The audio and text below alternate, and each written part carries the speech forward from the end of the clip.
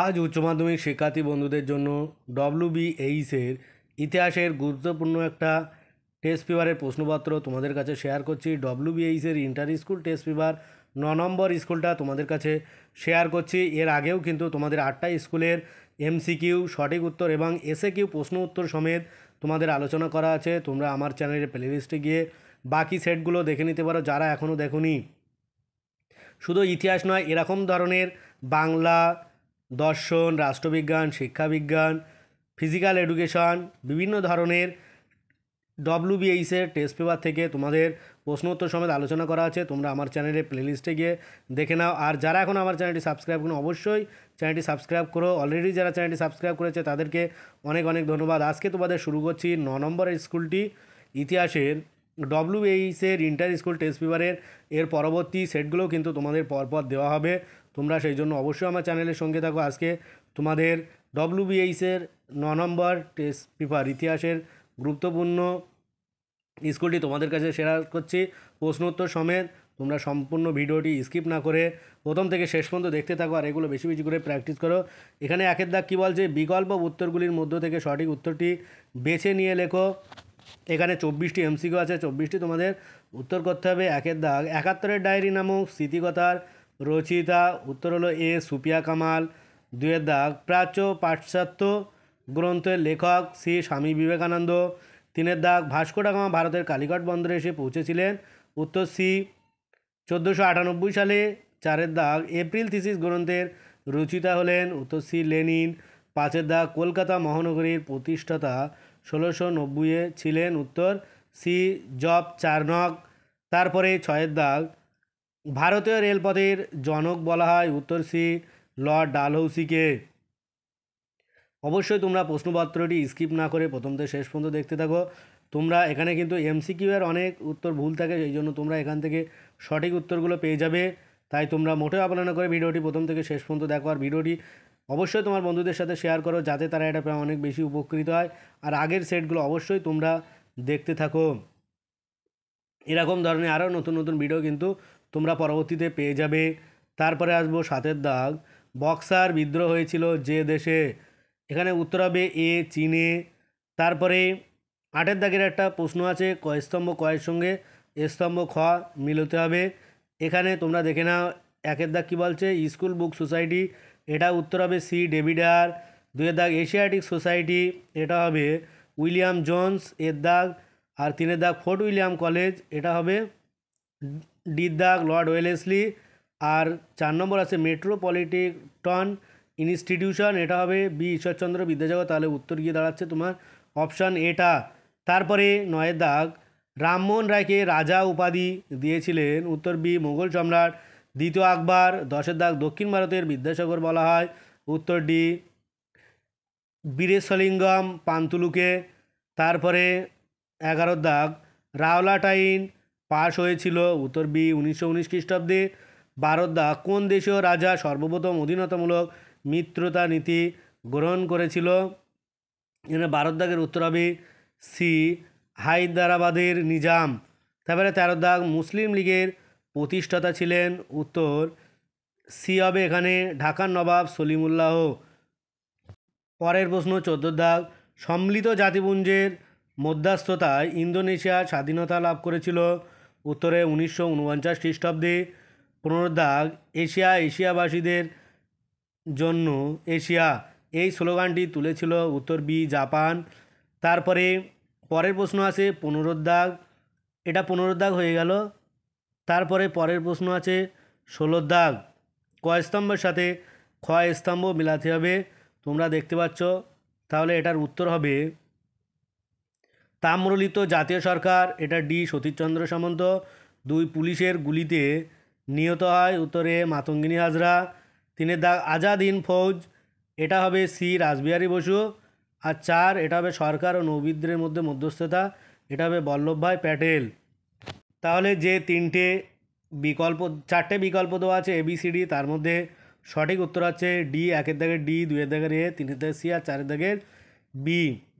তারপরে আসবো পরের প্রশ্ন 17-র দাগ, ঠান্ডা লড়াই শব্দটি প্রথম ব্যবহার করেন, উত্তর এ বার্নার্ড বারুচ।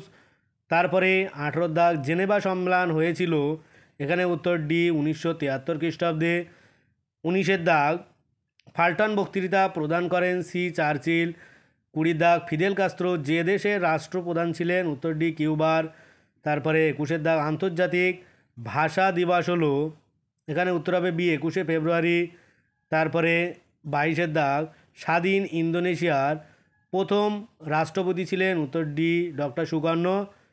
23-এর দাগ বাংলাদেশের জাতির পিতা হলেন বি শেখ মুজিবুর রহমান।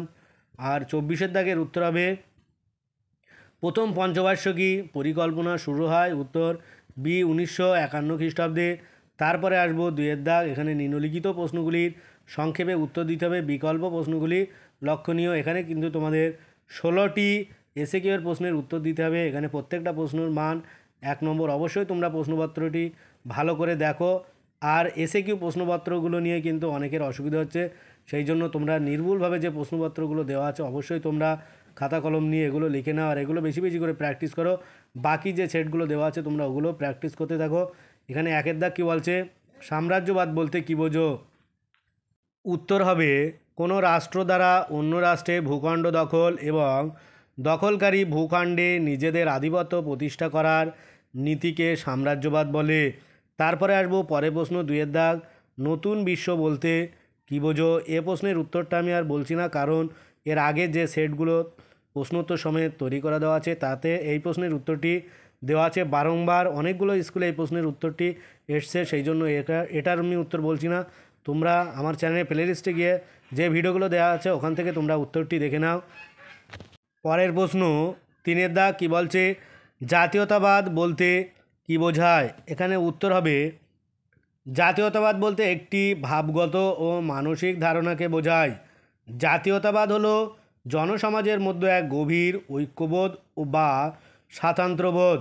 কোনো জনসমাজ ভাবগত ঐক্যবোধের ভিত্তিতে একাত্ম হলে এবং নিজেদের স্বতন্ত্র সত্তা সম্বন্ধে সচেতন হলে জাতীয়তাবোধের সৃষ্টি হয়।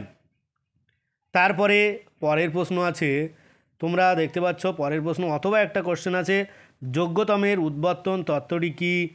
এটা আমি আর বলছি না। যোগ্যতমের উদ্বর্তন পদ্ধতির প্রবক্তা চার্লস ডারউইন। এটা তোমরা আমার চ্যানেলের প্লেলিস্টে গিয়ে বাকি সেটগুলো দেখলে তার উত্তরটি পেয়ে যাবে। তারপরে পরের একটা প্রশ্ন আছে, তোমরা দেখতে পাচ্ছ 4-এর দাগ দস্তক কী? উত্তর দস্তক হলো ইউরোপীয় ব্যবসায়ীদের জন্য জারি করা একটি বাণিজ্য ছাড়পত্র। তারপরে 5-এর দাগ চুইয়ে পড়া নীতি কী? এ প্রশ্নের উত্তরটি আমি আর তোমাদের বলছি না, আর তৈরি করে দিচ্ছি না। এ প্রশ্নের উত্তরটি এর আগের সেটগুলোয় দেওয়া আছে। অথবা একটা কোশ্চেন আছে, গ্যারান্টি প্রথা বা গ্যারান্টি ব্যবস্থা কী?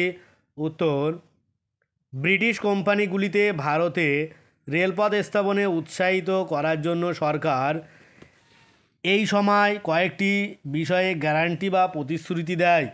এর মধ্যে উল্লেখযোগ্য হলো বিনামূল্যে জমিদান ও কোম্পানিকে বিনিয়োগ করা মূলধনের উপর 5% সুদ প্রদান। এই প্রতিশ্রুতি গ্যারান্টি ব্যবস্থা নামে পরিচিত। তারপরে পরের একটা কোশ্চেন আছে, তোমরা দেখতে পাচ্ছ 6-এর দাগ নব্যবঙ্গ আন্দোলন বলতে কী বোঝো? এখানে উত্তর হবে ডিরোজিওর নেতৃত্বে তার অনুগামী একদল যুবক ছাত্রদল সমাজের কুসংস্কার অন্ধবিশ্বাসের বিরুদ্ধে আন্দোলন গড়ে তোলেন। ডিরোজিও ও তার অনুগামীদের বলা হয় নব্যবঙ্গ বা ইয়ং বেঙ্গল এবং তাদের গড়ে তোলা আন্দোলনকে বলা হয় নব্যবঙ্গ আন্দোলন। তারপরে আছে পরের প্রশ্ন, দেখতে পাচ্ছ তোমরা 7-এর দাগ উডের ডেসপ্যাচ কী? এ প্রশ্নের উত্তরটা আমি আর বলছি না, কারণ এর আগেও কিন্তু একাধিক 8টা সেট তোমাদের দেওয়া হয়ে গিয়েছে, ওখান থেকে তোমরা এটার উত্তর পেয়ে যাবে। আমার চ্যানেলের প্লেলিস্টে গিয়ে দেখে নাও। অথবা একটা কোশ্চেন আছে, আলিগড় আন্দোলন বলতে কী বোঝো? এখানে উত্তর হবে স্যার সৈয়দ আহমেদ এই আন্দোলনের প্রতিষ্ঠাতা ছিলেন আর 19বিংশ শতকের দ্বিতীয়ার্ধে মুসলিম সমাজকে আধুনিক ও পাশ্চাত্য শিক্ষায় শিক্ষিত করার উদ্দেশ্যে এই আন্দোলনের সূত্রপাত করেন। তারপরে একটা কোশ্চেন আছে, দিকু কারা? 8-এর দাগ, এখানে সাঁওতাল পরগনা অঞ্চলে বহিরাগত সুদখোর মহাজন ও জমিদারদের দিকু বলা হতো। তারপরে পরের প্রশ্ন আছে 9 দাগ, কোন আইন রাওলাট আইন নামে পরিচিত? এখানে উত্তর হবে কালো বিল নামে একটা আইন ছিল, সেটা রাওলাট আইন নামে পরিচিত। অথবা কোশ্চেন আছে মিরাট ষড়যন্ত্র মামলা বলতে কী বোঝো? এখানে উত্তর মিরাট ষড়যন্ত্র মামলা ছিল একটি উল্লেখযোগ্য বিচার যাতে ভারতের ব্রিটিশ শাসনের বিরুদ্ধে বিদ্রোহের অভিযোগ যোগে বিশিষ্ট কমিউনিস্ট ব্যক্তিত্ব জড়িত। এটি কৌশলগত কোর্টরুম কৌশল এবং রাজনৈতিক অভিব্যক্তির জন্য একটি অনুসন্ধান দ্বারা চিহ্নিত করা হয়েছিল। তারপরে 10 দাগের প্রশ্ন আছে 50-এর মনান্তর কি? এটা হবে 1350 বঙ্গাব্দ বা 1943 খ্রিস্টাব্দে বাংলায় যে দুর্ভিক্ষ হয়েছিল তা 50-এর মনান্তর নামে পরিচিত। যারা এখনও আমার চ্যানেলটি সাবস্ক্রাইব করুন অবশ্যই কৃতজ্ঞতা সহ চ্যানেলটি সাবস্ক্রাইব করে পাশে থাকা বেল আইকনটি ক্লিক করে রেখো যাতে পরবর্তী ভিডিওগুলো সবার আগে পেতে পারো। আর ভিডিওটি কেমন হয়েছে অবশ্যই কমেন্ট করো, আর অবশ্যই নতুন ভিডিও পাওয়ার জন্য কমেন্ট করো, অবশ্যই লাইক করে দিও ভিডিও শেষে একটা। যারা আমার ভিডিওগুলো দেখছো তারা কিন্তু অধিকাংশই দেখছে, কমেন্ট করছে না। কিছুজন ছাত্রছাত্রী কমেন্ট করছে, তাদের কি কেবল প্রয়োজন না তোমাদের সবারই তো প্রয়োজন? তাহলে তোমরা অবশ্যই একটু কমেন্ট করে দিও আর যাতে লাইক করে দিও যাতে পরবর্তী ভিডিওগুলো তোমাদের আরও নতুন নতুন ভিডিও তৈরি করতে আমি উৎসাহিত হই। সেই জন্য অবশ্যই তোমরা কমেন্ট করো আর লাইক করো। পরের প্রশ্ন 11 দাগ, ক্রিস মিশন কবে এবং কী উদ্দেশ্যে ভারতে আসে?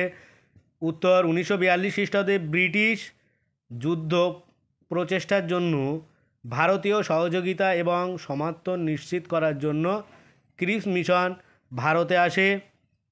তারপরে অথবা একটা কোশ্চেন আছে তানাকা মেমোরিয়াল কি? উত্তর 1927 খ্রিস্টাব্দে জাপানের প্রধানমন্ত্রী তানাকা পূর্ব এশিয়ার সমস্যা সমাধানের জন্য জাপান সম্রাটের কাছে যে প্রতিবেদন তুলে ধরেছিলেন তা তানাকা মেমোরিয়াল নামে পরিচিত। তারপরে 12 দাগের কোশ্চেন আছে রশিদ আলী দিবস কবে পালিত হয়? এটা উত্তর হবে 1946 খ্রিস্টাব্দে 12ই ফেব্রুয়ারি। তারপরে পরের প্রশ্ন 13 দাগ, ন্যাটো এর পুরো নাম কি? এটাও এর অনেকবার আগে তোমাদের দেওয়া আছে, আগের সেটগুলো তোমরা ওখান থেকে দেখে নাও। তারপরে একটা কোশ্চেন আছে তোমরা দেখতে পাচ্ছ 14 দাগ, জোট নিরপেক্ষ নীতি কি? উত্তর দ্বিতীয় বিশ্বযুদ্ধের পরে একদিকে সোভিয়েত রাশিয়ার নেতৃত্বে সাম্যবাদী বা সমাজতান্ত্রিক জোট, অপরদিকে মার্কিন যুক্তরাষ্ট্রের নেতৃত্বে পুঁজিবাদী বা ধনতান্ত্রিক রাষ্ট্রজোট গঠিত হয়।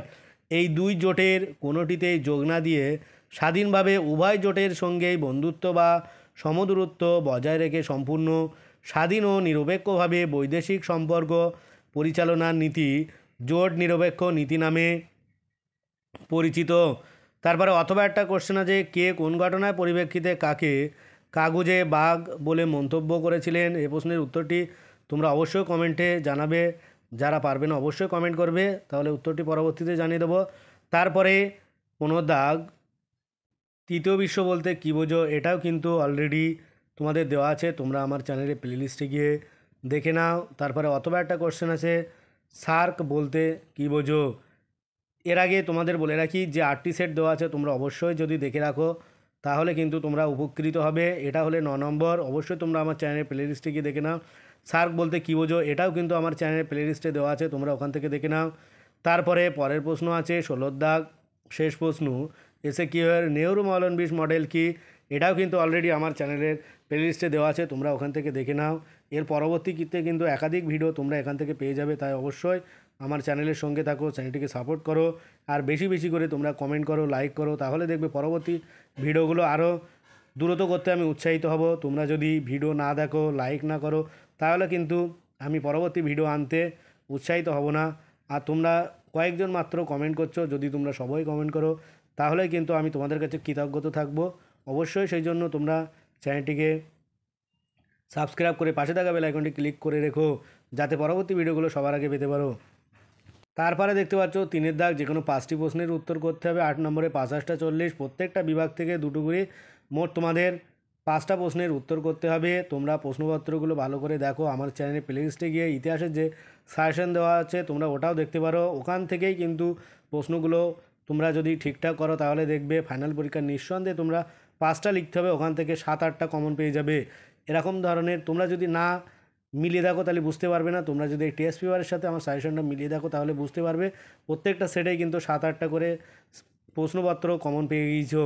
তাই তোমরা আমার চ্যানেলের প্লেলিস্টে গিয়ে সম্পূর্ণ ভিডিওগুলো দেখো।